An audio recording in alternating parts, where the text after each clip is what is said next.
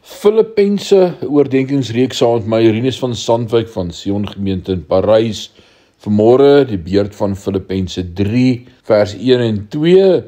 In die hart van hierdie teks vanmôre is Paulus se woorde aan die gemeente wat sê: verbly julle in die Here. Ek lees vir jou hoofstuk 3 vers 1 en 2. Verder my broeders, verbly julle in die Here. Dit is vir my nie lastig om dieselfde dinge aan julle te skryf nie. En dit gee julle sekerheid. Let op die honde. Let op die slegte arbeiders. Let op die versnyding. Want ons is die besnydenis, die ware besnydenis. Ons wat God in die gees dien en in Christus Jesus roem en nie op die vlees vertrou nie. Hierdie vers is 'n vermaaning. Wees bly.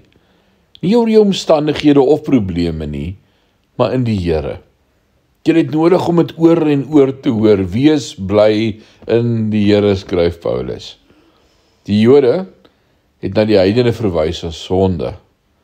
Paulus doen dit nie, maar verwys na 'n groep Jode wat na elke gemeente wat Paulus geplant het gegaan het en hulle weer onder die wet probeer bring het. Joodse leiers wat weer die besnydenis bedien het. So dan word dit werke.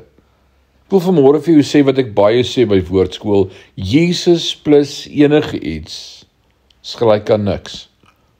Jesus alleen, met niks bygevoeg nie, gee vir ons alles.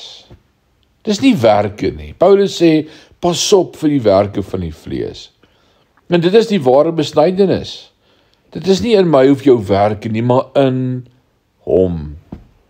Dink aan daai woorde van die ou lied vanmôre wat sê: I love you, Lord, and I lift my hands to worship you. O my soul, rejoice. Ouens, dis nie werke nie. Ons is net bly oor Christus en wat hy vir ons gedoen het aan die kruis. Daarom wil ek vanmôre uitroep en sê, dit is alles net deur hom. Word 'n paar oomblikke stil vanmôre en sê vir hom dankie dat ons blydskap in die kruis en in sy oorwinning vir ons mag hê.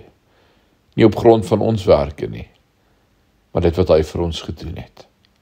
Die Here seën jou. Amen.